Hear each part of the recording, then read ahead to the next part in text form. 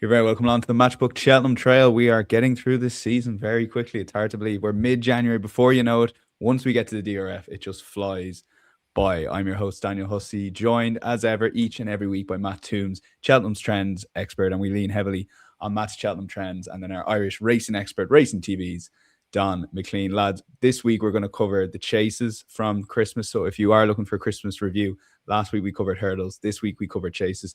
All of the weekend racing will be covered the following week, and we will start looking at specific races at the Cheltenham Festival. So we're tuning in over the next few weeks. But if you want your chases reviewed from Christmas, plus 3 eye catchers each from Matt and Don, get your pens and paper at the ready, listener and viewer. And before we get going, we do see a lot of horse racing people trying out the Matchbook Betting Exchange for the first time. If you haven't got a Matchbook account and you'd like to, daily markets, the best price on the odds checker grid invariably on the day. You can head over to matchbook.com/promotions, or you can see it on screen there now, where you enter the bonus code POD50, POD50, and get £50 worth in free bets when you bet £50. Full T's and C's, as I said, on the website, but also on screen now. Matt, we'll start with you, and you can hit us with the King George trend. That's obviously where we're going to start, and the race itself. But I don't know, it was a weird one. During the race, I went, I think this is going to be a classic. Turning in, I was like, I think this is going to be a classic. Yet the actual race itself was arguably even better. It was just so close. 3 horses with a chance, one coming and flying home.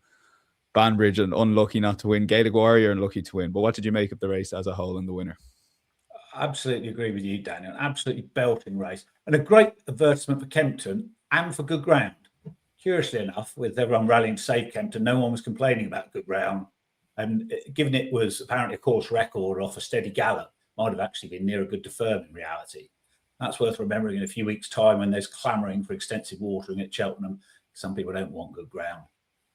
As the race itself, I mentioned in the preview show how hard it is for second season chasers to win the King George, especially a strong-looking renewal like this. History suggests the Jukebox Man ought to be a cracking each-way bet in the Gold Cup, given that of the 4 second season chasers to have won the King George this century, Kicking King and Long Run followed up with the Gold Cup, Mike Bite and Brave Man's Game second. And that's especially given he was so inexperienced coming into the King George. Just 3 chase starts, none in open company. I think he's overpriced against the old guard, but there are a couple of concerns. Firstly, as sometimes happens when everyone's saying how much pace there's going to be in a race, they went steadily. Ile Francais isn't the horse he was. No one wanted to go by him. And the result was a course record time, but still 111% finishing speed. So whilst I think stamina concerns are generally overplayed in the Gold Cup, about horses like the Jukebox Man, he probably has more to prove on that score than is typically the case. Did look to run out of stamina in the Albert Bartlett, albeit that's 2 years ago. And secondly, Ben Pauling's made it clear all season that King George was the #1 priority. He'll have been harder trained than some of the other main protagonists here, and given 4 of them were separated by half a length, some of them could improve past him. Banbridge had the good fast ground he loves, ran a blinder given he'd been slow to come to hand, had just 1 prep run, not 2 as last year. Joseph was talking about Aintree afterwards rather than Cheltenham, and you can see the logic given his record on flat tracks. But that said, he's hugely ground dependent, so I'd be having him ready for the Ryanair in case he gets his ground there. It could easily be soft at Aintree. He's 17.0 antipost for the Ryanair, more 1 for non-runner, no bet. And Gaelic Warrior, keen again. Whilst it didn't go as quickly as usual, you'd have to be concerned about him doing too much too soon if he went for the Gold Cup. He's at 11.0 rather than the Ryanair's 9.0. Very talented, and letting him roll in a Ryanair as he did in the John Durkan would look the right play to me, but the vibes are he goes for the Gold Cup, which is great for the sport. Django Bay was beaten only half a length despite the test of speed not looking to suit him. It's normally a good jumper. Wasn't that quick 3 out or 2 out, just cost him here. And his race IQ metrics were the least good of the 4 jumping wise. I think the tempo of a Gold Cup would suit him better. He was first off the bridle, stayed on powerfully. Another 100 yards might have got there. You won't know if they stay the Gold Cup trip until they try, but he shapes if he'll improve for it, not just stay it. History's very much in his favour. The trend is horses stepping up from 3 miles, literally those who run at no further than 3 miles half a furlong over fences under rules. A 10 from 40 this century, 74% profit. That includes plenty of long shots. And if you narrow them down to those who went off a single figure price, as 23 of the 25 Gold Cup winners this century have done, that stat becomes 9 from 20, 183% profit. So unproven stamina question marks, the biggest overbet factor in the Gold Cup, providing it's not a swamp. And Django Bay's in from 21.0 to 9.0 after that. I'm considering backing him again at that price. I think he's the most likely winner as things stand. Factor File never looked happy to my eye. Willie was inclined to blame the ground afterwards. Perhaps if it was a mixture of good and good firm, that explains it. He did win the Ryanair when they dipped under standard time. The alternative explanation is the one I mooted when we reviewed the John Durkan, that Factor File had to use a lot of energy up, making up the ground after Gaelic Warrior had gone a strong but even gallop. So perhaps Factor File had a really hard race at Punchestown. And that does temper enthusiasm slightly for the Ryanair 3.0. It's important to keep an eye on the vibes about him because things haven't gone ideally this season. The flip side is, for me, he was the most impressive winner of the whole festival last season. And it's hard to find credible runners in the Ryanair at the moment. So that's a market very much to keep an eye on. There ought to be some value in the short term. Okay, yeah, good look ahead to the Gold Cup there, Don. And I guess from an opener's point of view, but maybe just as the Gold Cup in general, this is shaping up to be as good a Gold Cup as we've had before. Am I being a bit dramatic there? Just looking at the betting, you've got a last year's Gold Cup winner, you've got a Galloping Deschamps in there, obviously, and then you've got the up and comers as well. And there's more questions than answers about a lot of these horses. Yeah, no, it's an intriguing picture, and the King George was an intriguing race. I'd say we could spend the whole show talking about the King George on its own. Matt's covered it very well there. Like the pace was not strong. It was a finishing speed of 111% of overall speed. The time was just over 2.5 seconds faster than the Cato Star chase was for the novices, and it's normally a little bit quicker than that, run over the same course and distance earlier in the day. But yeah, just watching, every time I watch the race, I think Banbridge is going to win it. He doesn't. But he ran a hell of a race. And interestingly, the kind of talk afterwards was going to Aintree, going straight, skipping Cheltenham, going to Aintree. And I don't know, this notion seems to come about that Banbridge may not be a Cheltenham horse. And look, he was well beaten in the Gold Cup last year. Maybe it's coming from that. He was beaten in the Ryanair chase the year before, but that was very soft ground. That was the year Protectorate won, unusually soft ground for a festival. And it's Martin Pipe Hurdle winner. So I don't think Banbridge is not a Cheltenham horse or a Cheltenham Festival horse. And as Matt said, it's his ground that's important to him. Like, he had his ground for the King George. He ran a hell of a race. He jumped on over the last, looked like he was going to go and win it. The Jukebox Man, in fairness, he stayed on really well on the far side just to get up and get the better of Banbridge. Banbridge actually had the fastest final 4 furlong speed. And interestingly, Gaelic Warrior had the fastest final furlong. You could see him, maybe that not that surprising. He did finish off his race well on the far side. He ran a hell of a race as well. Fully agree with Matt and Django Bay. There was a chance that he'd run this kind of a race. He's more a Cheltenham horse. He's the Arkle winner from last year. And as we've discussed before, the Arkle can be a really good pointer to the Gold Cup the following season. Like, horses that have the pace to be competitive in an Arkle, Kicking King, War of Attrition, Size and John. Even Absolute Tower was a 2-mile horse before he won the Gold Cup, or maybe a 2.5-mile horse. If they can stretch out their stamina, then they can be big players in the Gold Cup. And I know it was an unusual Arkle that Django Bay won last year.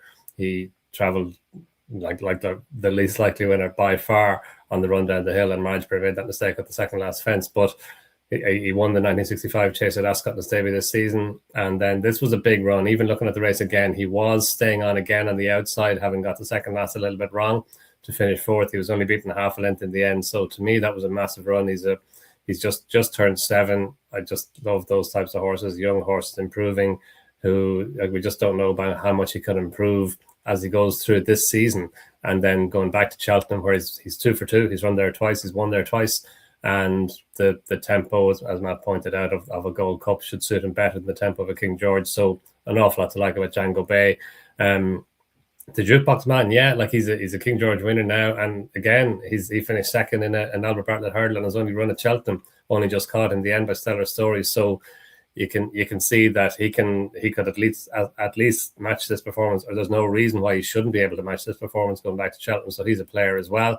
And Factor File, yeah, like it was never. If you backed Factor File, you never really would have been happy with him through the race. He was just always kind of, in among horses, wider than ideal. Didn't travel with the verve with which he can travel. And again, Cheltenham Festival, second in a champion bumper, won the Brown Advisory Chase, won the Ryanair, put up probably the best performance of, or at least visually the most impressive performance of the Cheltenham Festival last season in winning the Ryanair Chase. So of course he's going to be a big player again. But yeah, look, fascinating race, great race to watch, and you can watch it again and again and see different things in it. But for me, with an eye on Cheltenham, specifically the Gold Cup, that Django Bay is the horse to take out of it. Absolutely. And I mentioned the Gold Cup picture because we're going to try and cover these races as best we can into categories, Don. So we'll stick with you for the Savills. I mean, I think we spoke briefly about this last week. The atmosphere was electric. On Gallop and Jump of the last, I thought even though he was on the inner, he might give him a run. But Affordale Fury, impressive winner. And my big question mark the minute that race was that JB cap. That can't be I Am Maximus. So it was just a lot of mad stuff going on over Christmas. And I think the Savills summed it up. It was a great race. It was a hell of a race, yeah. Like, again, the Staying Chase division, it's a deep division now, isn't it? Like, you know, oftentimes there are years when it can be dominated by 2 or 3 players, but no, it's a brilliant division.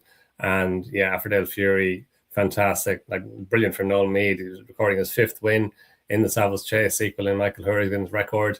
And Affordale Fury apparently did a piece of work the previous week. Sam Ewing went down and rode him in that, when it was apparent that Dunham-Myler's suspension, he wasn't going to get off his suspension. So you have to feel for Dunham-Myler.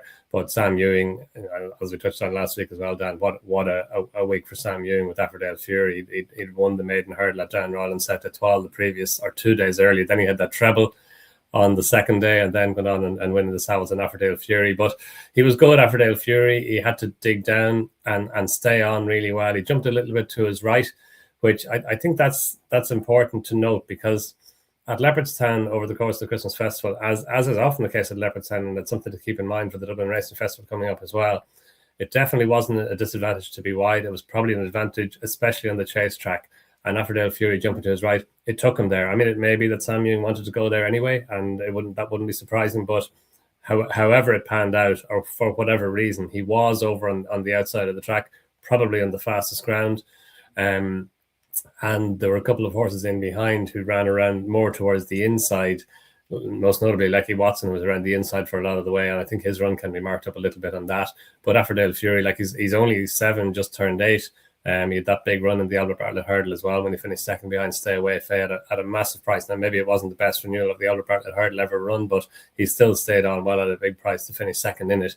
And he'd run a good race behind Envoi Allen in the Dan Royal Champion Chase, and he won the listed race at Thurles on his previous run. So he's a big player. He definitely has to come into the reckoning, and he's going to be a short enough price now for the Irish Gold Cup, in which he's going to renew rivalry with Gallop and Deschamps. And yeah, you have to think that Gallop and Deschamps is going to get closer to him in the Irish Gold Cup than he did here. He's beaten just over 3 lengths by him here, and it was his first run of the season. He missed the John Durkin Chase, and coming on here, and even at that, as you say, Dan, it did look like he was going to go and get him. Like, he moved up on the inside and probably joined him on the run across the track at the second last fence. So massive run by Gallop and Deschamps. He is now, he's 10 now. He was 9 rising 10. He's a 10-year-old now. So he's, you know, the degree to which he's going to improve from his first to his second run may not be as much as it would have been when he was a younger horse, but still, you can still, I'd say, fairly confidently say that he is going to improve. And is he going to improve by enough to get the better of Affordale Fury back at Leopardstown, where we know he loves Leopardstown?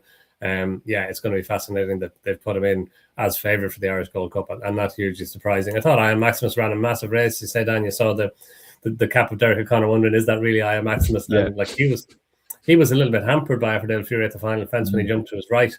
And interestingly, chatting to Willie Mullins a couple of days afterwards, he said I Am Maximus, like, he has to be in the Gold Cup picture. Everyone's kind of talking Grand National, and you can see why. He's won one and he's finished second in another, so he's a Grand National horse. But in the meantime, he could be an interesting outsider in a Gold Cup as well. Like, this was a massive run, and he has won at Cheltenham before. So yeah, I definitely have I Am Maximus in there as well. And Monty Star, you know, he might be more a Grand National horse than a Gold Cup horse as well. He could be feasibly handicapped for a Grand National. Fast or slow, again, Martin Brazel saying that he'll come on again from that. He's on track for the Irish Gold Cup. And Lecky Watson, yeah, he was well beaten in the end, but I thought he ran better than the rare form of the run suggests. He's a young horse. He's only had 6 runs over fences. He's a Cheltenham horse as well. He's got a really good record at Cheltenham. Finished 4th in the Champion Bumper at a big price, and obviously won the Brand Advisory last year. So he's a horse who could be a little bit better than the bare form that he showed here. But no, massive race and big accolades to Affordale Fury and Noel Meade and Sam Ewing. Yeah, I say that in particular by Maximus because I was asked before about a lot of the outsiders, because you know, you go racing Christmas, a lot of people don't come racing that often, don't bet that often. They're like, any outsiders for the Savills? I was like, whatever you do, don't be backing I Am Maximus or Grange Clare West. They've got bigger plans later in the season. Now, what I should have been saying was the same about I Know the Way You're Thinking. But anyway, I definitely overthought that one on the Grand National front. But great to see both those two horses run well. Matt, you've got some interesting stats that not necessarily you need to win the Savills to win the Gold Cup or win at Cheltenham.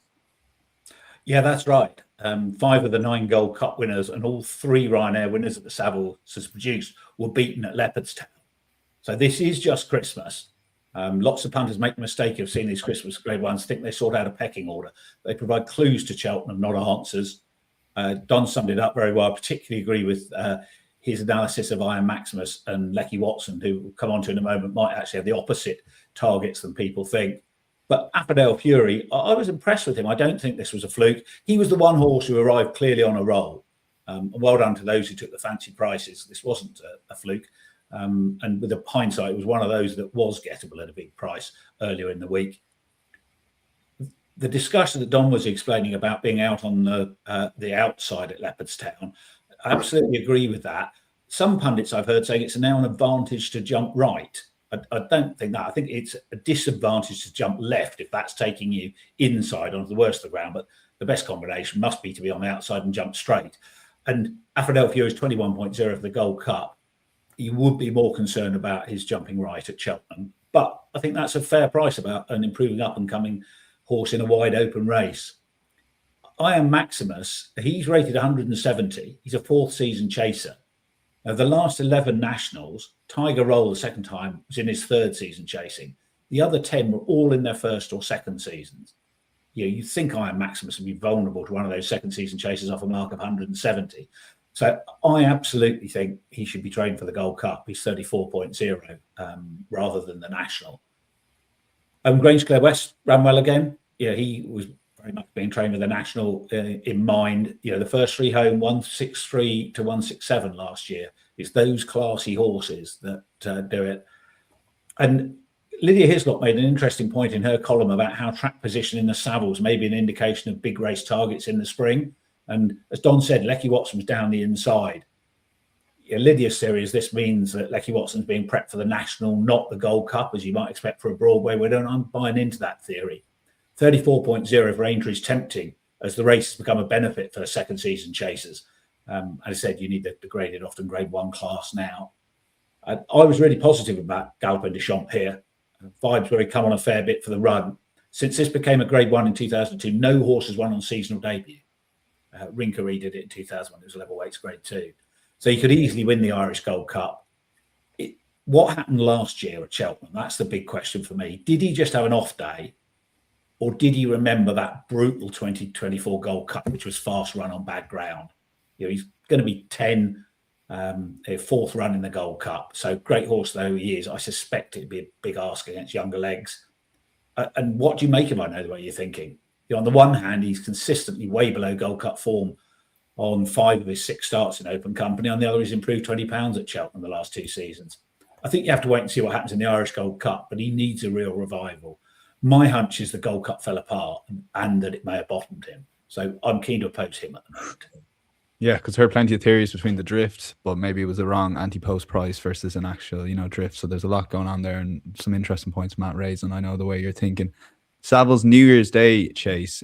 Don, we'll get to Matt's trends in a second about effectively if the horse name isn't Alboon Photo, don't be backing runners from this race at Cheltenham over fences. But what did you make of Hartwood? Great to see him win a race like this. Yeah, no, he was good. He was very good. Dara Keefe kept it pretty simple. He had him handy from early. He jumped really well and saw off all comers. Himself and Croke Park, they kind of dominated the early exchanges. They both jumped really well. And then Hartwood went on from Croke Park. Il Atlantique was his last challenger. But no, he won well. And he's a good horse, Hartwood. He finished 2nd behind Factor File in the Ryanair chase last season in front of Envoi Lane, the stable companion. And look, Factor File ran out a good winner. But he kept on to finish 2nd behind him. His previous run, he finished 4th in the John Durkan chase. And I was giving him a chance in the John Durkan chase. He was going into the race with race fitness on his side. And that trip, kind of intermediate trip, probably suits him better than a Dara or a thorough test over 3 miles. And he's a horse who, the Ryanair chase is the race for him. I would have thought at Cheltenham again. He's got these kind of 160 rated horse who you can see running well in a Ryanair chase. But as Matt was saying, it's a Ryanair chase that's got plenty of pockets in it, plenty of weak points in it, and he's one of the more assured runners in the race. So he's definitely a horse worth keeping in mind for that. That Croke Park run well. I think he's still a horse that's going to be better stepping back up and trip beyond 3 miles. For all that, last year he was a Drinmore Chase winner over 2.5, a Grade 1 race, but I just think he's always more a staying horse. He cheek-beasted on here for the first time. He'd been beaten behind Firefox on his debut at Dan Royal on the run before this. I thought he ran well up to a point and then just didn't get there in the end. Maybe couldn't match Hartwood, but I think maybe stepping up and trip. Croke Park is definitely a horse not to forget about for now. And Percival Galway, I thought he ran a really good race. He was well back early on. He stayed on to take 4th place in the end in front of Chamkali and Gentleman de May. And last season he won the Paddy Parrott Chase off a mark of 142. Then he went to the Dublin Racing Festival and won that big listed staying hurdle, a 3-mile hurdle off a mark of 135. He went to the Grand National. Plenty of people fancied him, including me. And he actually jumped the fences. I had a look back on the early part of the Grand National again there this morning. His jumping over the fences was very good. And just at Valentine's, it was a kind of a novice fall. He just kind of clipped the top of it and couldn't get his landing gear down. But if the Grand National is the plan again for Percival de Galway this season, then I think he could be a big player in the race again. Just thought that the class that he showed last year in those 2 big handicaps, handicap chase and handicap hurdle, and the fact that he seemed to be taken really well to entry in the early part of the race last year, then yeah, Percival de Galway was a horse that I keep in mind for the Grand National again this season. Okay, one to keep an eye on. We're not just looking at Cheltenham races, we're looking throughout the season all the way up to the Grand National. Matt, your thoughts on the race and your trend, please. Yeah, the trend, as you pointed out, concerns Album Photo, long retired.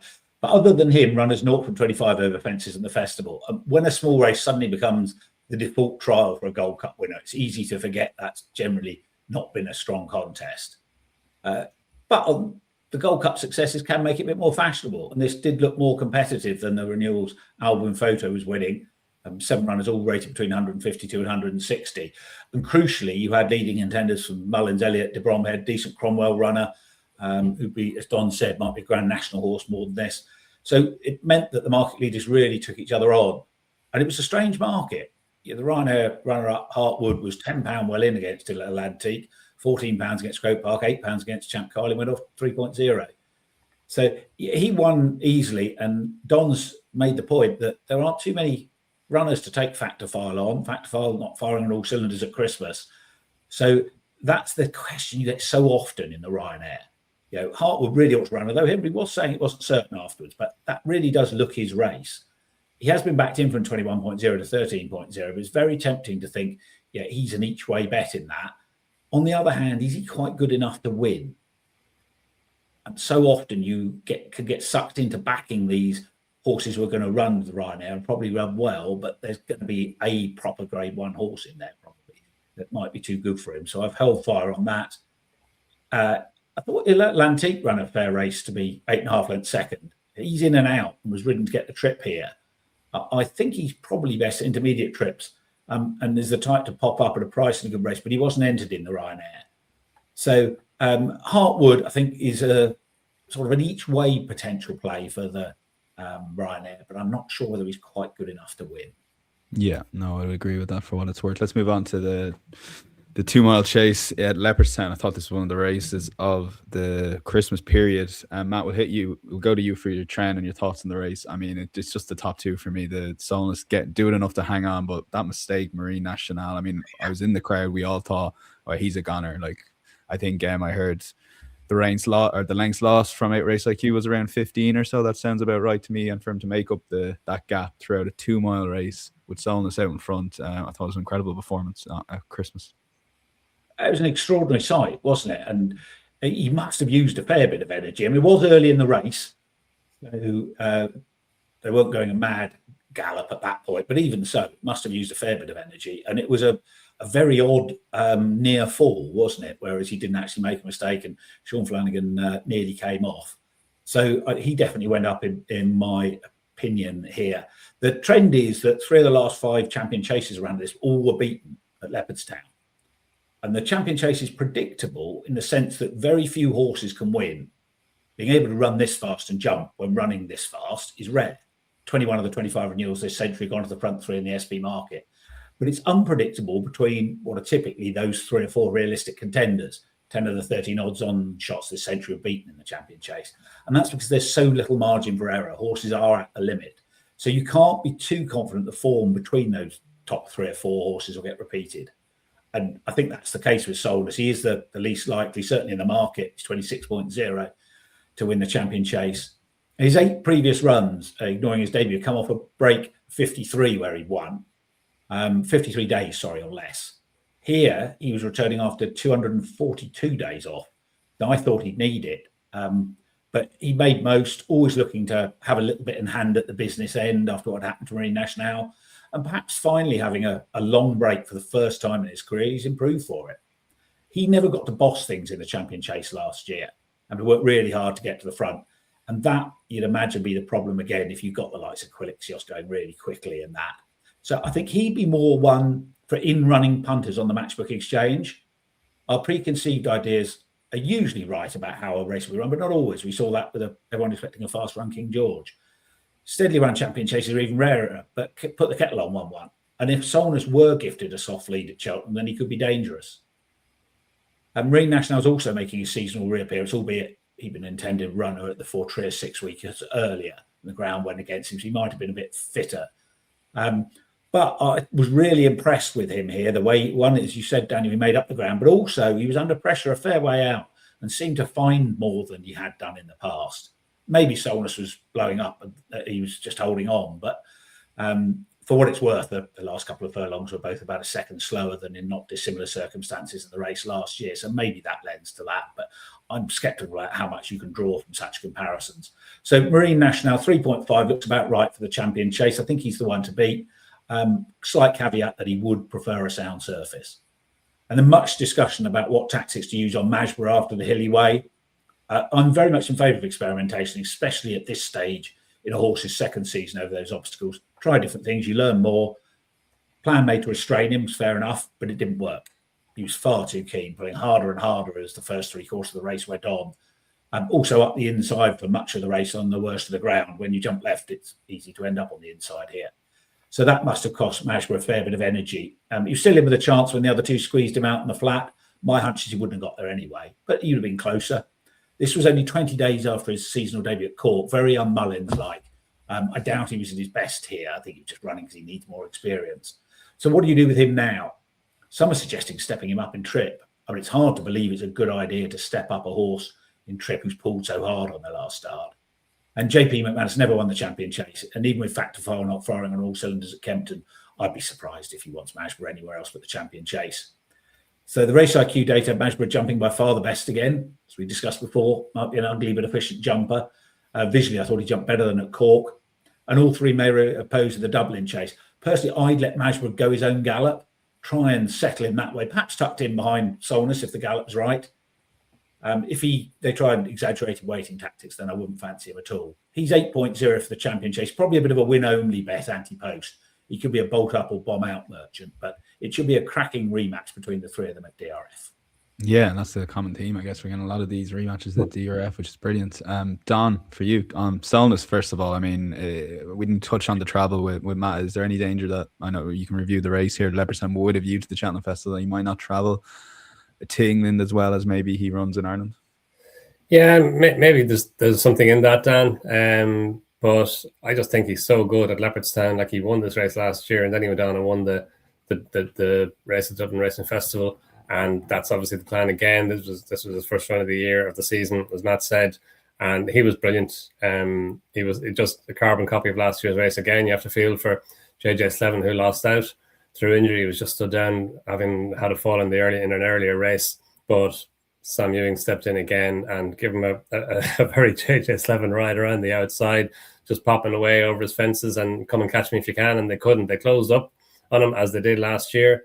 He had to find again when Marine Nationale came at him. I know Marine Nationale had made that mistake at the second fence, and he ran a massive race with that in mind. But Solness, just there's so much to like about Solness at Leopardstown in those kind of conditions to when he's able to bowl along in front, and he doesn't have to go miles clear like he has done in the past, but just to be able to settle into his rhythm. And great for Bronson Racing for Neil and Con Sands after they'd lost Nürburgring the previous day. So to have Solness then come out and win a Grade 1 race, brilliant for him. And then I know this is the Cheltenham Trail, but we have the Dublin Racing Festival in the meantime. So it's going to be fascinating to see them all going well, taking each other on again. I wouldn't be surprised if Solness came out on top again. Marine Nationale would probably improve from this, and without that mistake at the second fence. And again, like Solness, the first run back after a break. And we know that he's a Leopardstown horse as well as he's a Cheltenham horse. But Marine Nationale, he's still the horse that I'd have for the champion chase. But the Dublin Racing Festival, depending on how they bet, of course, Solness might be the one who'll be overpriced again going into that. And fascinating, Matt's thoughts on Magsborough. I fully agree with nearly everything he said about Magsborough. Like he's a what do you do with him? Is jumping obviously is a worry. He does jump to his left, and similar to, I suppose, or the opposite of Averdale Fury, that took him on to the worst of the ground, almost certainly, at Leopardstown over Christmas. And he was still right there at the final fence. I think, allow him roll. It's interesting that he wasn't entered in the Gold Cup. Maybe that was a thoughts of many, but he was only entered in the Champion Chase and the Ryanair Chase, just 2 options as opposed to 3. And I'd love to see him bowl away in front. Jumping left is not a negative in a Champion Chase at Cheltenham. It is a negative at Leopardstown over Christmas and potentially at the Dublin Racing Festival as well. But it's not a negative in an Arc or in a Champion Chase. He made that mistake at the second last fence last year in the Arkle, but for which he probably would have won the Arkle. And I think back again, bowling away, it's probably maybe settled better in front, allow him roll. And it might have been a bit of an overreaction to extend him to 8.0 or 9.0 for the Champion Chase. And we'll see how he gets on at the Dublin Racing Festival. If he puts up a similar performance to the one he's put up here, he may be extended further. He's a Triumph Hurdle winner. And he was running a big race in the Arkle last year. There, his 2 runs at the Cheltenham Festival. So, I'd still have Magsborough in the back, if not a little bit further forward in my mind for the Champion Chase as well. Okay, yeah, and incidentally, Solness is going to be 3rd or 4th favourite in the Dublin Chase, so a constantly underrated horse. Don, despite there's always question marks over every single one of his wins. At some point, people are going to say maybe he's just a good horse, particularly around Leopardstown. Let's go Welsh National. Matt, hit us with your trend and your thoughts on the winner. I think this was it's going to work out to be a very good winner here. Yeah, and this is actually the Steve Jones stat discussed on the Christmas preview show, yes, which is that the last 4 Welsh National winners to carry more than 11.3. 1994 Master Oaks 11.6 won the Gold Cup that season. 2010 Synchronised 11.6 won the Gold Cup the following season. 2016 Native River 11.12, which was top weight then, 3rd in the Gold Cup, then won it the following season. 2018 Elegant Escape 11.8, 6th in the Gold Cup. Now, the last 3 won on soft rather than heavy ground. And although Master Oaks won on heavy, it was at Newbury, where heavy ground is very different to Chepstow heavy. 11 Welsh Nationals this century have been won on heavy ground. Nassalam's the only winner to carry more than 10.10. That looked bottom him. So I do think a Welsh National on a sound surface is a completely different race. And so it doesn't mean that Eytikoler's excellent weight carrying performance should be compared to those I've mentioned above. The ground was officially good to soft for the 3rd time this century. But the time was more than 8 seconds under standard. So you can't compare times directly because the race is over 3 miles 6.5 now. It's over 3 mile 5 when Supreme Glory and Lavanture won on good to soft. But their times were 31 and 23 seconds above standard. So it's totally unprecedented ground for the Welsh National in the modern era. Some of the time boys were calling it good to firm. So I think the form needs treating in isolation without much historical context. And in that context, I thought Eytikoler's was excellent again. I also thought he got a very good ride from Sean Bowen. As they came into the straight with a circuit and a bit to go, he took the race by the scruff of the neck. The best way to get out and out stayers beaten is take them out of their comfort zone and get them going too quickly a long way out. They use up their energy, often don't jump as well. And in a straight last time, Eytikoler didn't jump many of the fences that well. He wasn't on a good stride at the business end. He was clever. And when O'Connell came to him, he showed he had a fair bit more in reserve. It's some effort to win the National Hunt Chase, the Irish and Welsh Nationals in 9 months. And I put a line through his Betfair Chase flop. He never went a yard. Rebecca Curtis said he wasn't happy travelling up to Haydock. So you can't say he isn't a Grade 1 horse because of that. But unless it comes up a swamp in the Gold Cup, I'd be targeting the National. He's up only £5 to 159 to have a real chance there. And on a sound surface, he's going to have to show a lot more tactical speed than he has so far to trouble Django Bay, the Jukebox Man, Galopin de Champs. Yeah, perhaps he does have that tactical speed and just hasn't needed to show it yet in the races he's been running in. You could have said that about Synchronized before he won what's now the Savills Chase en route to the Gold Cup. And 80 Couleurs is heading for the Deadman next. So we should have a better idea after that. But I'd want to see that tactical speed before considering a Gold Cup horse. And 15.0 for both races, the National looks his right target to me. Okay, yeah, Don, 80 Couleurs building a bit of a CV. He is, yeah. Look, what a likeable horse, and all Welsh win as well. Rebecca Curtis and Sean Bowen winning the Welsh National. Yeah. Interestingly, O'Connell was faster through the final 4 furlongs than he was, but he was faster through the final furlong. And it may be that when O'Connell came to him and closed up on him that he picked up again, he may have won with a little bit in hand.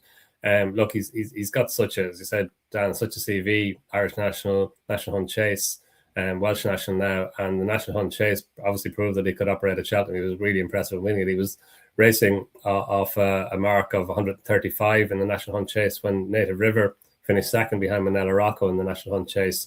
Okay, it wasn't a handicap then, of course, but he was rated 149, so he's got a good way to go. He's now rated 159, so on the coattails of Gold Cup class, but probably has to improve again. But there may be more in him. Like he had the race in the bag from a long way out. Then when O'Connell came to him, it did look like he found more. He stays well, and he's that type of synchronized. Even Manila Rocco ran well in the Gold Cup. Native River kind of staying horse. It could run well in the Gold Cup. Matt's gone through the stats of Welsh National winners going on and winning the Gold Cup. So he's definitely a player in the race. Whether he'd be good enough now to beat the best of the top class Grade 1 horses, then I suspect he's going to have to improve again in order to do that. But he's got plenty in his favour. He stays well. He does jump well. He's improving again probably this season. He's a National Hunt Chase winner. So yeah, an awful lot to like about him. O'Connell, I thought, ran well. He stayed on again. He won the London National in his previous run off a mark of 132. It's £4 higher here. He finished second in the Eider Chase last year off a mark of 132. He's only £6 higher now. He's obviously in better form now than he was then. He has just turned 10, so he's obviously an older horse now, but he's in good form, so he could be a player in the Eider Chase again at Newcastle if he goes there again. And Deafening Silence was stepping up in trip to an extreme trip. It was his first run beyond 3 miles. He's a horse who he's only had 7 runs over fences. He's just 8 rising 9. So he's a horse that maybe going back down in trip, like he finished second in the rehearsal chase behind Confusion on his previous run, maybe going back down a little bit in trip, that could see him in a better light. But he ran well as well to finish third. And he could be one who would be worthy of his place in a handicap over a slightly shorter trip. But 80 Couleurs, I wouldn't be discounting his Gold Cup claims at present. Okay, one to keep an eye on maybe for the Gold Cup or National, who knows. Don, stick with you because Willie Mullins has another mare potentially to win the Mare's Chase, and Spindleberry was very impressive here. She was, in the Mare's Chase at Doncaster, and she was good. Like, she made a mistake at one of the cross fences. I think it was the 5th last or the 6th last, and that could have been a chance-ending mistake if she hadn't been travelling as well as she was. But Danny Mullins went over to ride her, just didn't panic, allowed her to regather her equilibrium. She jumped the next fence well and just made the best of her way home from then. No, she's a remarkable mare. Like, when she won the Willow Worm Gold Cup, which is the old Powers Gold Cup at Ferryhouse last season, that was her 3rd win over fences, and it was her third run at Ferryhouse. They'd all been at Ferryhouse, but she doesn't have to go right-handed. This was obviously left-handed, even though she'd won at Clonmel the time before that. And she just keeps on going forward. That's her 5th run now over fences, her 5th win. And Limerick Lace won this race in 2023 before she went on and won the Mare's Chase. So a lot to like about this. Her final 4 furlong split was more than a second, 1.3 seconds faster than the next fastest, than Pagan. And Pagan was held up like she normally races Bromley. She jumped a little bit to her right. She, of course, was trained by Willie Mullins now at Fair Bromley. Maybe going back right-handed could be the thing for her. Her previous 2 runs were at Carlisle and Market Race, and she won both of those. So maybe going back right-handed will be the thing for Pagan. But Spindleberry, I think she's the one they have to beat now in the Mare's Chase. Okay, same for you, Matt. Yeah, so the trend here is 8 runners the Mare's Chase, finish 7F 4443192. As Don said, Limerick laced the double. Decent return overall for a listed race, because the only other one to go off at a single figure price, Bride's Hill was second last year. What was surprising was Spindlebury's friendless in the market. I mean, Williams were running okay rather than firing on all cylinders, but they weren't falling out the back of the telly. And she looked a cut above her rivals here on paper, especially, as Don said, with Pagan being held up rather than being ridden positively. Pundits saying she wants testing ground. I'm not sure that's necessarily true. She looks versatile to me, left-handed, right-handed, soft ground, good ground. I think she'll be okay. It's far from a match because you've got the likes of Carla Conti, Only by Night, Diva Luna. So this looks a stronger mare's chase than we've seen so far at the festival at this embryonic stage. And it's surprising actually how many of the good mares have gone chasing over the last couple of years, which has left the mare's hurdle looking a bit lighter. But last season's battle-hardened winner, 159 rated Dino Blue, is going to be getting, as things stand, £2 from 150 rated Spindlebury. But Spindlebury is unexposed, 5 out of 5, and looks really good. Don said she's the one to beat. I wouldn't disagree with that. I think it'd be really interesting to see what the vibes are in the run-up to the festival.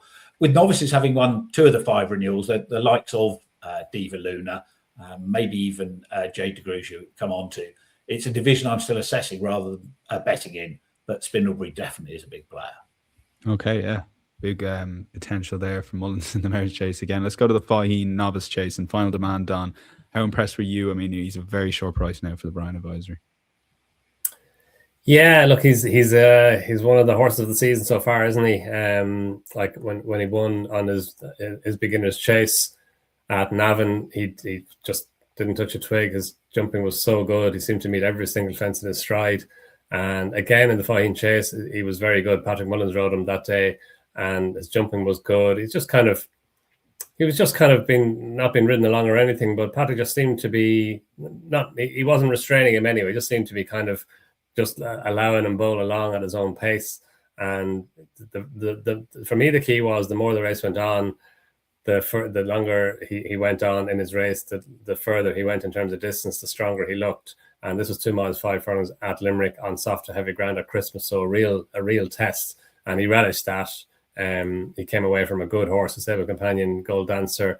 Like he's a 152 rated horse. He'd finished second behind Romeo Coolio in the Drinmore chase in his previous run, so he was a good yardstick with which to measure the performance of Final Demand. And like, he was sent off a long odds on shot, but he won it like a long odds on shot should.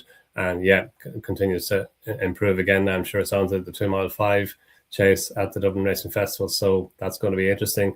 Just on that, Jimmy DeSoy was well beaten in 4th place, but I wouldn't give up on him. This was just a run that was too bad to be true. He was extended out to big odds for the Brown Advisory chase in the back of this run, but I think you have to put a line through that. He'd beaten the big Westerner in his previous run, and we'll come on to her now in a second, and Jacob's Ladder, and they both enhanced the form of that run. So I think with Jimmy DeSoy, you just have to put a line through this. Hopefully he can. He didn't jump, he didn't travel, he didn't do anything. It just wasn't his running. So I think you just can ignore this, and hopefully he'll be able to bounce back now next time. Okay. Your thoughts, man? Again, Final Demand, his first jumping performance versus now, and at that price in the Brown Advisory, where do you see yourself in terms of better lay? Well, I think he's a cracking horse, and I absolutely agree with Don's key point is he always looks to be on the right stride, looks such a natural chaser. And horses who seem, I don't know how they do it, to always be on a nice stride, particularly in staying chases where it's jumping is about being efficient and preserving energy, have such an advantage. So from that point of view, he looks fantastic. The problem, as you say, is the price. And this hasn't been a great trial. Runners 0 from 11 in the Broadway, including 3 winners. Gone up, as Don was saying, from 2 mile 3.5 to 2 mile 5. On heavy ground, I'm not mad keen on heavy ground form during the middle of winter for chasers. So quite why they decided to axe the Fort Leany over 3 miles at Leopardstown, which produced more festival winners this century, 12, than any other novice chase either side of the Irish Sea, and yet keep this. Hard to fathom, but that's the way we are. So that's not to say it won't produce a Broadway winner. Wouldn't be my ideal prep. And I definitely agree with Don about Jimmy DeSoy. I just don't think he's not very big. I just don't think he's got the scope to jump out of that deep ground. And so I just think Willie's got a bit of a blind spot about heavy ground. And this wasn't the race for him. He should have been going to Kempton probably, or to the Killiney at least. But as Don said, his form has worked out really well. And he 26.0. If you thought he was going for the race, then I'd be tempted by that. I said I'm a little bit worried about the ground. If it came up soft at Cheltenham, how would he jump out of that? But other than that, on that ability of that defeat of the Big Westerner and Jacob's Ladder, that looks the wrong price. Final Demand, he didn't go away on the run-in as you might have hoped. And I wasn't sure watching Patrick's body language whether he wasn't asked to or whether he couldn't. Finishing speed 111% often goes steadily in the background at Limerick. You wonder why he didn't go further clear. And Romeo Coolio, as Don was saying, beat him in the Drimmore, same distance, 8 lengths. And Romeo Coolio did it more impressive visually on ground that probably suited Gold Dancer better. So the bare form is just decent. The 11 opponents from Final Demands, beginners, have all run again. They're 0 from 20. So there isn't much substance to his form, but there's a lot of style. And so it wouldn't surprise me at all to see him win the Broadway. He could be, a short order for Gold Cup next year. But at 2.25 anti-post of Broadway, I'd want to see some substance before backing him. Really like him, just don't like the price. Okay, yeah, it's a price thing as always, and even an anti-post. Kauto Star, Novices Chase. Matt, you can hit us with this trend, which I call the might buy trend, because obviously he fell at the last and ended up winning the Broadway. But by and large, it isn't winners that do have a very poor record in the Broadway from this race and maybe beating horses. But Willie Mullen Super Sub again starred. Yeah, he was very good, wasn't he, Kitzbühel, at this test? So the trend is winners 0 from 23 in the Broadway, 8 horses beaten in the Kauto Star, 1. Having finished 3.25, 3.22 F, that's the might bite at the last 2 at Kempton. And the Broadway winners therefore run well at Kempton, a bit different to the King George, because at novice level, even if they aren't suited to the test, if they're going to be Broadway class, they've got to run fairly well. And the theory is that the Kauto Star is just much more of a test of speed and jumping at speed. And top class staying novices can get taken off their feet at Kempton, particularly on quick ground like we had this year. At Cheltenham, in the Broadway, the pace tends to be less frenetic. It suits the thorough stayers like Bobsworth, Rule Supreme, who got done for toe at Kempton. And to me, this year's renewal looked an absolutely classic example of this. Kitzbühel, brilliant under this test. Travelled, jumped really well, never seriously challenged, and much the best of these under Kauto Star conditions. The ground on the far side are good. The question is, will he be as effective in what's a very different test in the Broadway? I worry about his stamina. You can't be sure. He had the excuse on his previous trial at 3 miles in the Liverpool Hurdle that he didn't take the day, much too keen. But whether his jumping, which was brilliant at Kempton, would be so good on the turning, undulating old course, another question that can hardly be better. More of a 2 mile style of jumping, really. And he was in control of this. Paul Townend's a bit deceptive. He didn't ask for much close home. But having travelled so much better than his rivals, he didn't ease away from them. Only 2 3/4 lengths clear at the line. You don't know how much he had in hand, but he just reminds me so much of Kauto Star winners that I think it's almost inevitable I want to take him on in the Broadway. Thomas Moore ran really well. He's just turned 9. Horses aged 9 or older, 0 from 32 in the Broadway since Minnie Homer won in 1992. He's been fragile. It's hard to see at his age him having the inherent improvement to win a Broadway. He's off to the Reynoldstown next. And having proved he can back up a good seasonal debutant, he needs treating seriously in those sort of graded races. But in terms of the inherent nature of the Kauto Star and the Broadway, the one that screams out here is Wendigo. Yeah, everything was wrong for him here. He's a strong stayer who wouldn't have been suited by this test of speed, loves soft ground. Whilst effective on the sound surface, this was probably faster than he wants. Better going left-handed. He jumped a bit to his left here. He looks to be crying out for the test of the Broadway. If there's a decent bit of cut in the ground and 6 of the last 8 Broadways have been run on soft, then I'd have him odds on to finish in front of Kitzbühel, but he's 21.0. So for me, he's definitely the one to take out of the race for the Broadway. Okay, an overreaction in the market there. Don, your thoughts on the race? Yeah, totally agree with Wendigo. He was faster through the final 4 furlongs than anything else. He was 0.43 seconds faster than Kitzbühel through the final furlong. So that tells you the strength with which he was finishing off his race. As Matt said, he wasn't in his rhythm early on. He jumped a little bit to his left as well on occasion, even though he stayed on well on the far side. And yeah, no, it was a massive run. Like, he won the John Franken Chase Grade 2 race on his previous run, when no questions asked looked to be travelling way better than him going down to the second last, and even on the run to the last, and he outstood him. And maybe no questions asked doesn't fully get 2.5 miles, but it was a big staying performance by Wendigo. He's got back form as well. He finished second in the Shallow Hurdle last year, finished 5th in the Albert Bartlett Hurdle.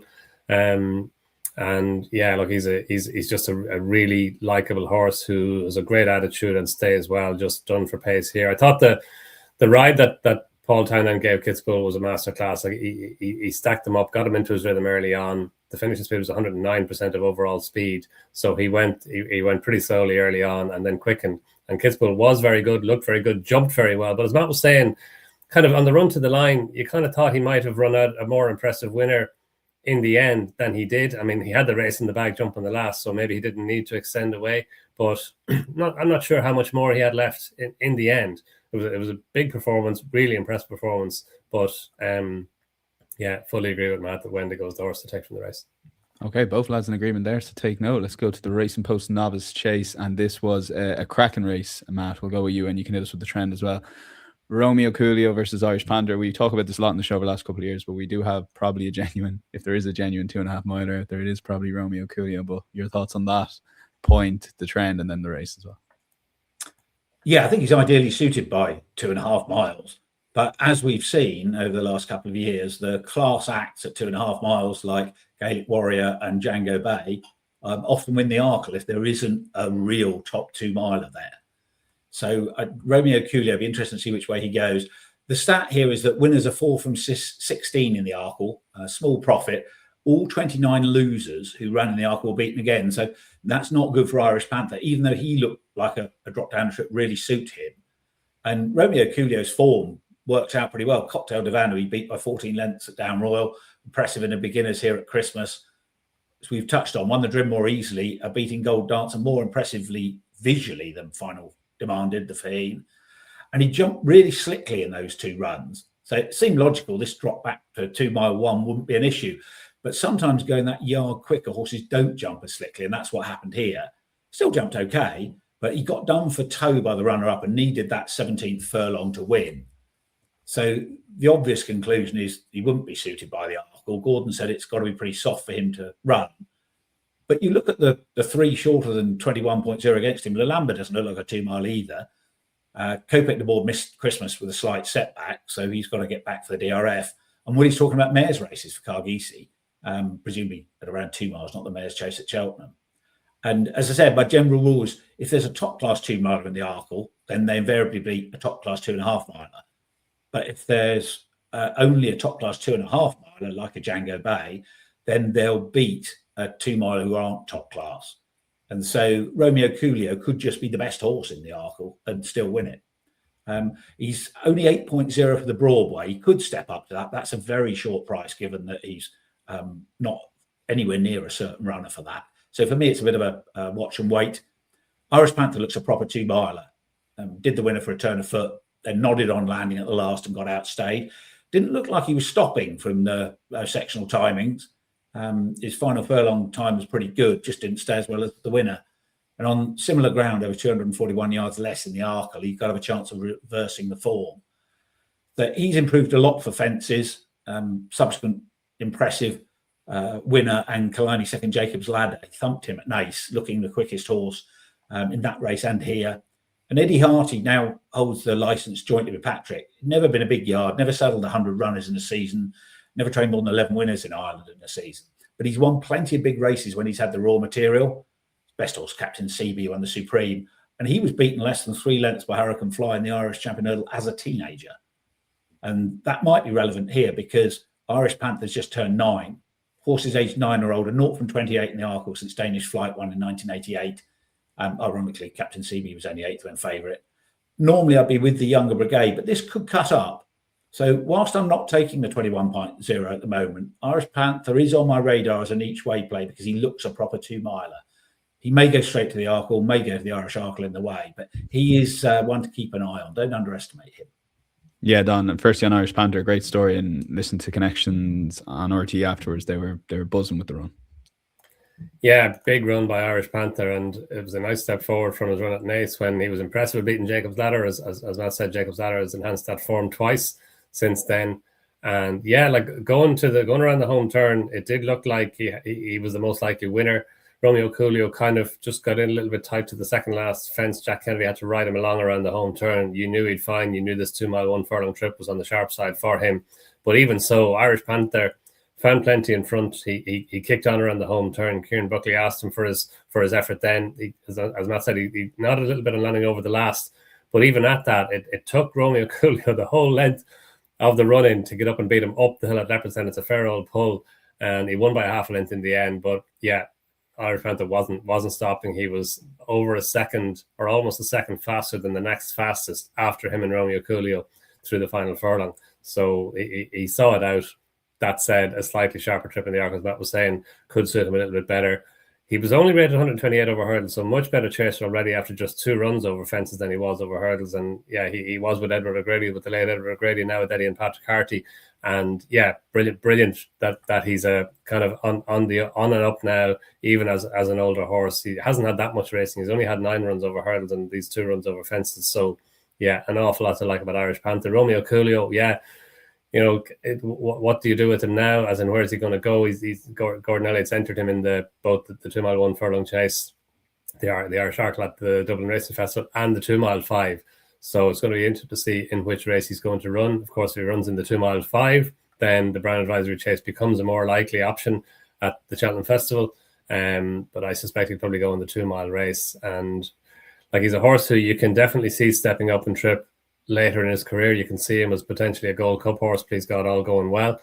But just connections seem to be a little bit reticent to step him up that far in trip this season, and you can see why. Like, he's obviously, he's got lots of pace. He's a Drinmore Chase winner, a Grade 1 over 2.5 miles, and now a Grade 1 winner over 2 miles in a furlong. He was such a good hurdler last season. He ran in the Supreme Novices Hurdle at the Cheltenham Festival, not the Bearing Bingham, and same at the Aintree Festival. He ran in the 2 mile race. So he's got lots of pace, but he does shake. Like we saw him here. If we needed any further evidence that this was on the sharp side for him, we saw the strength with which he finished off his race here. Like, obviously a highly talented, top class novice chaser and a really exciting horse to see where he's going to go now. But yeah, it is a conundrum, because the Arkle just might be a little bit on the sharp side for him, and we just don't know if he's going to get the Brown Advisory trip or how he's going to fare over that when he does step up and trip, or even if he's going to step up and trip that far this season. Okay, we'll stick with you, Don, for the Big Westerner. Great performance, and great to see a potential superstar for Henry de Bromhead going forward. Yeah, no, she was super. She really was. Like, this Mare's Chase, a Grade 2 Don Run Mare's Chase, and she had a worthy competitor in Jade de Grugy. She set off out in front. Michael Connor rode her and didn't set a really strong pace, finishing speed of 118%, so quite a sedate pace. And she was challenged by Jade de Grugy on the run to the second last fence, and looked like she might be in trouble, but she found lots. Like, she stays so well. This was 2 miles 6.5 furlongs. She saw that really strongly, and she jumped the last well and ran away from a high-class mare in Jade de Grugy. Like, she won the Honeysuckle Hurdle, a Grade 1 novice, the season before last. She won the Champion Mares Hurdle at the Punchestown Festival last season. So she's top class mare, for all that she only finished third behind Calaconte and far from nowhere at Cork on her chasing bow. But we know that she's got ability, and the market had her in front of the Big Westerner. Obviously, there was a big expectation that she'd improve on that Cork run, which she did. But as you said, Dan, she just bumped into a top class mare. Like, the Big Westerner finished second in the Albert Bartlett Hurdle, remember, last season, when she was hampered a little bit at the second last flight. I'm not certain she would have won anyway, but it wasn't ideal that she was hampered at the second last, and she stayed on well again to finish second. She might be a mare who's quite ground dependent. While the Albert Bartlett Hurdle, it wasn't soft ground at the Cheltenham Festival last season, she does like to get her toe in. She does like soft ground, so maybe that's going to determine how and where she's going to go. I'm sure she's on track for the Brown Advisory Chase. That's the race for her at the Cheltenham Festival, as long as the ground isn't too quick, which I'm sure it won't be. But no, big performance in beating a top class mare. She saw it out well. She loves the soft ground, and she should be even better over a greater test of stamina. Okay, yeah, Matt, would you agree with that? Yeah, 100%. And that's what this race is, isn't it? As Don was saying, extended 2 miles 6 on Limerick Christmas ground. So runners 0 from 4 in the Mare's Chase, including 2 winners, went off favourite at Cheltenham. And that's because this is much more of a stamina test than an extended 2-4, often on a sound surface in the Mare's Chase at the festival. That definitely applies to the Big Westerner. As Don said, she just looks like a really high-class staying galloper. And they went steadily, nearly turned into a sprint. And that's why when Jade de Grugy went past her, it took the time for the Big Westerner to get going, and she jumped well and just outstayed her. So she looks all over a Broadway type to me, not a mare's chase type. As Don said, I think soft ground would be a real bonus for her there. She did handle the sound surface in the Albert Bartlett, but soft ground really be in her favour. And 11.0 for that looks a bit too big. Much prefer that to 15.0 for the mare's chase. Unless it was a swamp, I couldn't see having the pace for Dino Blue or Spindlebury. And when I watched Jade DeGruchy's chasing debut at Cork again, she jumped better than I remembered, just looked to blow up, as a lot of the Mullins horses were doing. And as Don said, she improved a lot here. Quickened up well, just outstayed. Now, she can improve the form when the emphasis is on speed. She's 26.0 in places for the mare's chase. And given that 2 of the 5 renewals have been won by novices, that would be tempting if you thought she was going to run. But Willie's got Dino Blue and Spindlebury, and there are good races for mares in Ireland. So you might want to wait for non-runner, no bet there. But I thought she ran a really good race here. And even though she's been beaten in her 2 chases so far, I still think she's a really good prospect over fences. As Don said, top-class hurdler. And though she's a bit underestimated in the mare's chase market, I think. Okay, yeah. One to keep an eye on then going forward with different targets. Don, one race we wanted to cover from the weekend was Punchestown Killarney Novice Chase and won by Willie Munn's second string. Yeah, Capucci Pike, and he was good. Another likely racehorse, only had 4 runs over hurdles, but already after 2 runs over fences, looks like a better chaser. He won at Thurles on his previous run. He beat Salvatore Mundi, his stable, way better fantasy stable companion. I think Salvatore Mundi was a 1-6 or 1-7 shot on the day. The Moscow Flyer hurdle winner from last season, actually, Salvatore Mundi. And Capucci Pike came on here, as you say. Dan Predator's Gold was sent off an odds-on shot and looked to have most of his rivals in trouble. There were 3 Jiggenstein horses in the race, 2 of them trained by Gordon Elliott, Jacob's Ladder and the Enabler. And Jacob's Ladder did well. He was up there close to the pace from early and kept on well. But all the while, Danny Mullins was in behind on Capucci Pike. And when he kind of took him towards the outside early in the home straight, he was wide. So the camera angle kind of accentuated the distance by which he was behind the leader. He actually wasn't that far behind, and Danny Mullins was showing no signs of panic at all, even going to the second last fence. But once he asked him to pick up, he really picked up well. This is 2 miles, 3.5 furlongs. He stayed on really well to get the better of Predator's Gold, and Jacob's Ladder actually got the better of Predator's Gold for the runner-up spot. But yeah, really interesting horse, the winner. He finished 6th in the Bering Bingham last season behind the New Lion. Then he went on to Aintree. He ran the Mersey hurdle that Honesty Policy won. He finished last of 9 in that. So that obviously wasn't his running, but over fences now, like he seems to surprise Connection. So maybe he's a horse that doesn't do that much at home and says a lot for the racetrack, which is a type of horse that you really like. So yeah, interesting horse going forward now. See where he's going to go. Or the vibe afterwards seemed to be not Cheltenham Festival, maybe the Willow Worm Gold Cup at Ferryhouse. That grade 1 would be the race for him. That's 2.5 miles. So maybe a watching brief for the Cheltenham Festival for now. I thought the Enabler ran well. He won over 2 miles and 5 at Ferryhouse in his previous run, dropping down in trip to 2 miles 3.5. I think he's a horse who we're not going to really see the best of him until he steps back up in trip. And maybe Irish Grand National could be a long-term plan for him. But he's a nice horse. He's won at Ferryhouse as well. The Enabler, he just kept on to finish 4th, shaped like a horse who would be better stepping back up in trip. But no, interesting and exciting winner in Capucci Pike. Yeah, the Enabler, one of yours from last year or two, Matt, and on your eyecatchers anyway, I think. Yeah, absolutely. And I agree completely with Don about a spring target over much further. With the pot for the Irish National being so big, $250,000, you can understand that might be it. But he might be a sort of a Kim Muir horse or even a National Hunt Chase horse. The problem this year is Easter's much earlier. A.T. Clerk did the double last year, but Easter was very late. So I think it'll be one or other this year. But he's still on my radar. And this is a good race, usually. Runners 10 from 42 at the festival, 57% profit. It was run at Leopardstown until 2018 as one of the 3 precursor meetings to DRF. And whether as a grade 2 or now as a grade 3, this tends to be good underestimated form. 6 of those 10 wins at the festival in level weights novice chases with an almost identical profit margin. But in addition, runners in handicap chases 3 from 10, 3 of the losers placed. So strong races that are lower profile, like a grade 3, can lead to the handicapper not taking a harsh view of the form. So not just a race to look for the winner, see if they're an Arkle or Broadway horse. Do keep an eye on the other runners too. We've already covered some of them. looked wide open to me, but all one-way traffic in the betting market. Predator's goal smashed into 1.67. Seemed very short. He travelled well into it until landing flat-footed 3 out, ridden along, went clear, but then folded tamely and lost second on the flat. It didn't run overall as if he bounced, but it was just 36 days after a tough race on deep ground at Navan against Slade Steel after 582 days off. So perhaps it came too soon. He might benefit from a break now and back for a spring campaign. That grade 1 at Ferryhouse over 2.5 at Easter that Don mentioned for Kappa J Bike might be a sort of race for him as well. There's the Manifesto at Aintree too. The winner's been a bit of a revelation. He won with a decent bit in hand here going away at the finish. A bit like Lecky Watson last year. Maybe he's going to be underestimated having won this. Interesting to see what his trip is. Finishing speed here, 111%.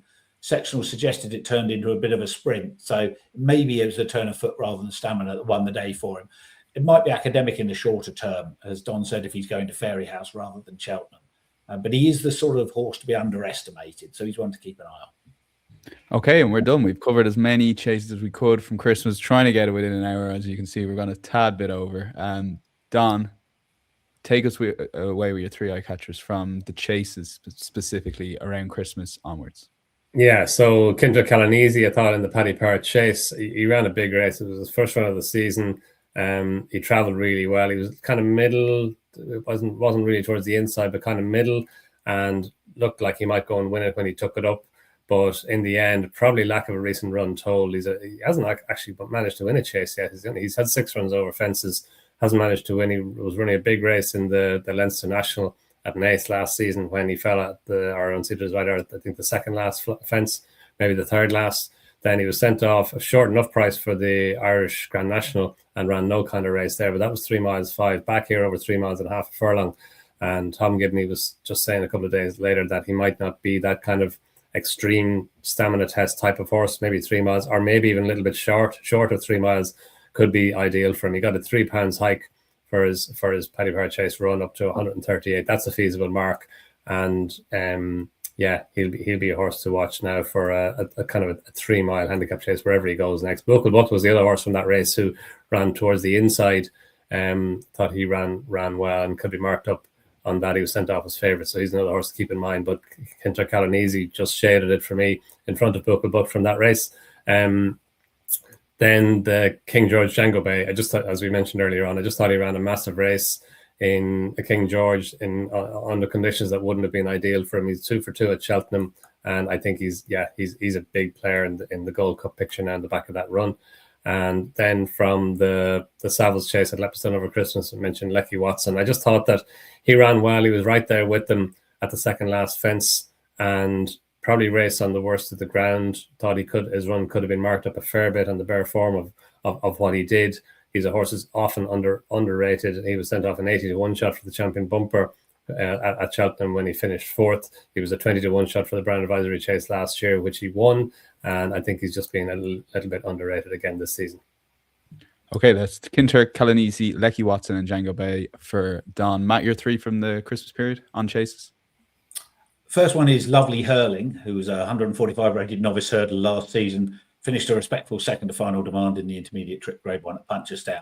And after just 4 career starts, looks open to stacks of improvement this season.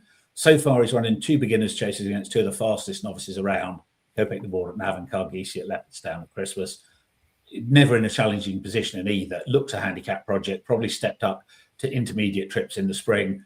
And Colin Murphy is one of my go-to trainers at the festival. He's an incredible record there. Only saddled 24 runners beginning in 2004. 5 have won and 9 have been placed. Now, having the majority of your horses at least placed at the festival could well be unique for any trainer who's had more than a handful of runners. You'd have made a 59% profit backing his horses blind win only.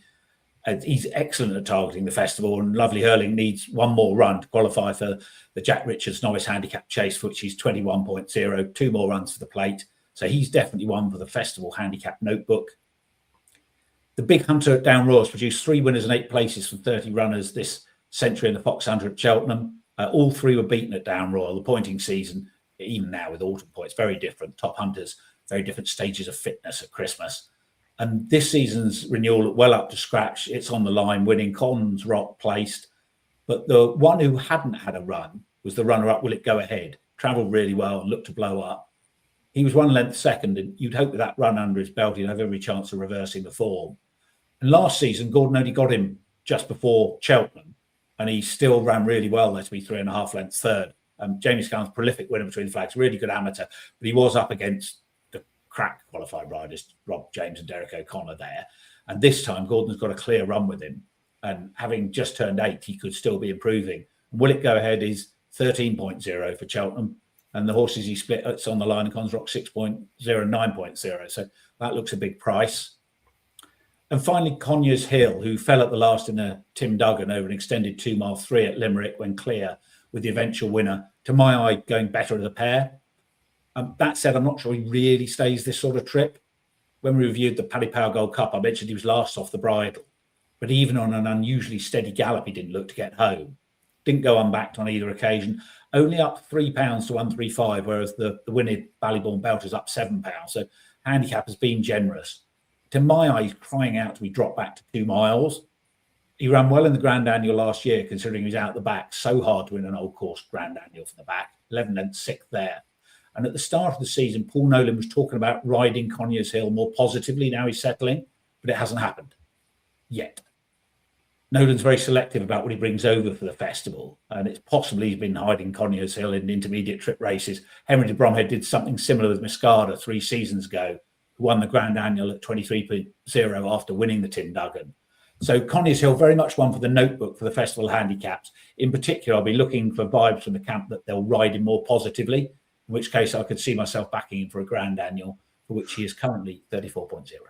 Okay, yeah, one for notebook there. Conyers Hill, Will It Go Ahead, and Lovely Hurling, 3 eye catchers from Matt. We're done.